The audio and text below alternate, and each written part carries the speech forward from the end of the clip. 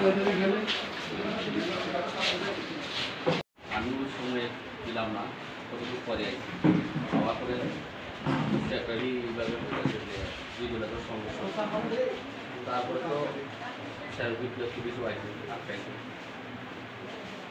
এই সমস্যাটার কারণ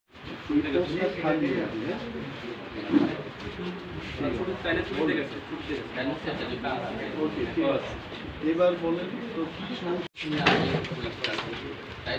রাস্তাঘাটের সমস্যা নিয়ে তারা কাটিমা নিয়ে আসে, তারা এই টিমটা আসলে ওইদিকে তারা দূরে দূরেই বইছে, কিনিয়া যোগদা হয়েছে হঠাৎ করে হাতা দিয়ে গেছে।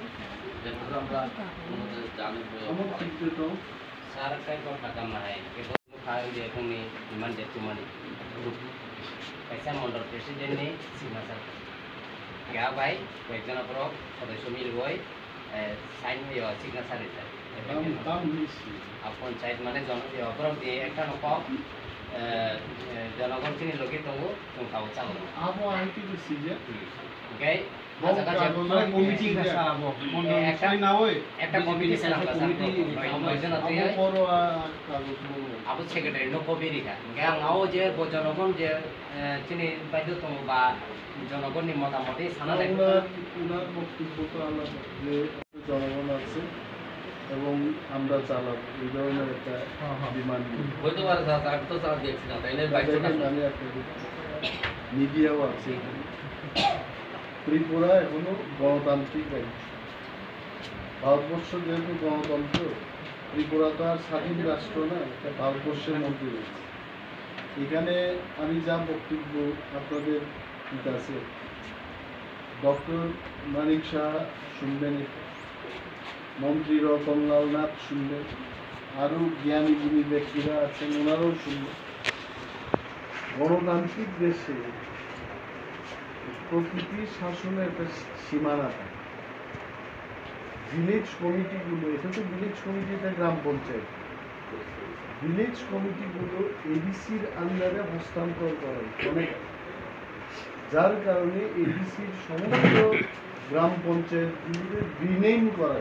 I am telling, and doctor professor Manik Shah definitely will listen to me. If he does not understand, he must understand what is village committee and গ্রাম পঞ্চায়েত। সমস্ত গ্রাম পঞ্চায়েতকে রিনেম করা হয়েছে ভিলেজ কমিটি, এবং বহুদিন ইলেকশন হয় নাই। গ্রাম পঞ্চায়েত বিধানসভা একটা বিল আনা হয়েছে, আই ওয়াজ এন MLA, যে ত্রিপুরায় গ্রাম পঞ্চায়েতের মতো ভিলেজ কমিটিতেও ইলেকশন করা হবে। কারণ অনেকগুলো 2005 ফার্স্ট ইলেকশন ত্রিপুরার যে ভিলেজ কমিটি ইলেকশন 2006 ব্যাপক সংখ্যায় ভোটের মাধ্যমে, বামফ্রন্ট সরকার কিন্তু অনেক বছর ক্ষমতায় ছিল, ভোটের মাধ্যমে সমস্ত দলের সুযোগ দিচ্ছে নির্বাচনে অংশগ্রহণ করার জন্য। নির্বাচনে পরাস্ত কইরা ওনারা ভিলেজ কমিটিগুলোকে ক্ষমতা দিবে, দ্যাট ইজ ডেমোক্রেসি।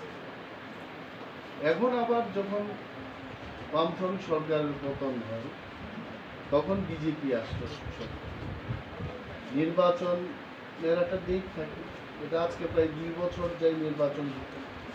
এখন তাহলে এটা তদারকি করবো, এটা তদারকির মালিক গেছে এটা এডিসি এলাকা, এডিসির হাতে। রাজ্য সরকার তো এটা পরিচালনা করে না, তো ভিলেজ সেক্রেটারির বেতন দেয় এডিসি, সমস্ত এই স্কিমের কাজগুলো হয় এডিসির তত্ত্বাবধানে। তো আপনিও তো জানেন যে এখানে যারা ভিলেজ সেক্রেটারি ছিলেন এদের বেতন কিন্তু এডিসির অফিস থেকে বেতন দেওয়া। এখানে RPM রাজ্য সরকার কেন্দ্রীয় স্কিমের জন্য চাপাই, ঠিক আছে, বি ওয়েলকাম, কিন্তু কমিটির যে পরিচালন শক্তি এডিসির হাতে ছিল। লাস্ট 2 ইয়ার্স এটার কোনো সমস্যা ছিল না। আমি বিজেপিদের অনুরোধ করবো, এটার মধ্যে মারদাঙ্গার কোনো দরকার নেই। মারদাঙ্গার কি দরকার? দেয়ার বি ইলেকশন, ইলেকশন হোক। ইলেকশনে পানবুয়া বিসিতে ভারতীয় জনতা পার্টির নেতৃত্বে এরা জনগণের সমর্থনে tipra মথা, CPM অন্যান্য দলকে পরাস্ত করে এরা আসুক না ক্ষমতা। আমরাও শপথ গ্রহণ অনুষ্ঠানে থাকব। এই কায়দায় যদি আজকে পানবুয়ার কায়দায় ভারতীয় জনতা পার্টি যদি সবখানে ভিলেজ কমিটি দখল করতে চায়, পারবে এরা? আমি এখানে বসেই বলছি, ইউ কাম ইন আসারাম বাড়ি, আপনি তুলাসী করে আসুন, পূর্ব বাদলাবাড়িতে আসুন, আপনি রাজনগর, পশ্চিম রাজনগর ভিলেজ কমিটিতে আসুন। This is not the way.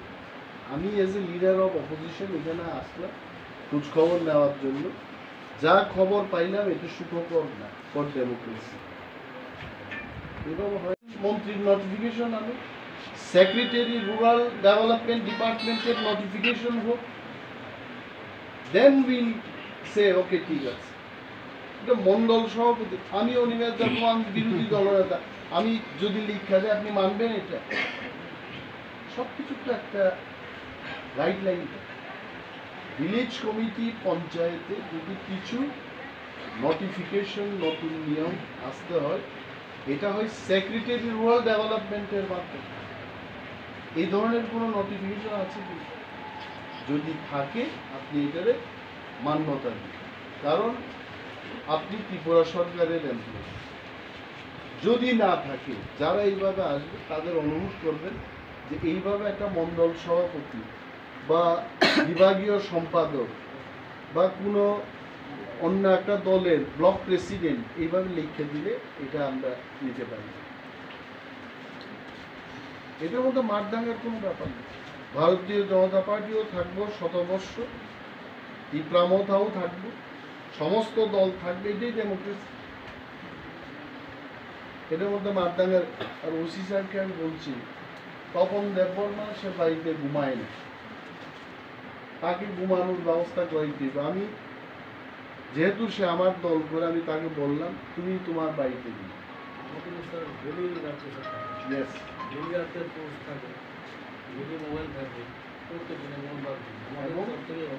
প্রয়োজনে তার মনটারে অভ্যাস করানোর জন্য আপনার সাধ্য মতো আপনি একটু প্রটেকশনের ব্যবস্থা করুন। Let him sleep. এটা তো বাজে মেসেজ যায়। এই লোকটা আর একটা গ্রামে ঘুমাইব, সেখানে তারে জিজ্ঞেস করবো মানুষ তুমি আইসো কেন এইখানে, সে কইব এখানে বিজেপির এরা হুমকি দিতে। আমি তো জানি না আদৌ কি বিজেপির এরা হুমকি দিতে আছে। বাজে মেসেজ যায়। আমি এই সমস্ত কথা কেন বলছি, ত্রিপুরা মথা হোক, ভারতীয় জনতা পার্টি হোক, কেউ যেন, কোনো রাজনৈতিক দল যেন বদনামির শিকার না। গণতন্ত্র রক্ষায় আমাদের সহযোগিতা থাকে। এবং তপন দেববর্মা সে বাড়িতে ঘুমাই তুলব, সমস্ত চেয়ারম্যান, বিজেপির সমস্ত নেতৃবৃন্দ সবাই যার যার বাড়ি করে ঘুমাই তুলব। নোট আছে। আর এই বিসি দখল করার জন্য একমাত্র উপায় হলো ইলেকশন। এবং ইলেকশন যতদিন না হবে, আগে যে কায়দায় চলতেছে এই কায়দা জারি থাকছে। আর যদি কায়দার পরিবর্তন হয়, আমি বলছি আপনার যে সেক্রেটারি রুরাল ডেভেলপমেন্ট থেকে নোটিফিকেশন, আমি বিরোধী দলনেতা, আমিও মানি, let there be notification. That's it. যেহেতু আইনের লোকরা এখানে আছেন, আমি আইনের কথা বলি, আপনারা ভয় পায়েন না, আমাদের সহযোগিতা থাকবে। ওসি সাহেব আছেন, তবে সেই ক্ষেত্রে আপনি ওসি সাহেবের সাথে যোগাযোগ করবেন। আমরা যারা পলিটিক্যাল লিডার বা অ্যাক্টিভিটি, আমরাও তো যখন বিপদে পড়ি পুলিশের দ্বারস্থ হই। দেখছেন না আমার আগে পিছে 2 গাড়ি গার্ড দিয়ে আনছে, বিরোধী দল দ্বারা বাঁচাইতে 2 গাড়ির ইয়েসারের ব্যবস্থা হাউস গার্ড দিচ্ছে। কারণ জনতার কথা কইতে যে কখন কে রাগ করে কেউ ঠিক নেই। যখন বিপদে পড়বেন পুলিশে স্মরণ করবেন, এটা পুলিশের দায়িত্ব কিভাবে প্রোটেকশন দেয়। Correct? Please be prevent the chairman, কাম নিয়ে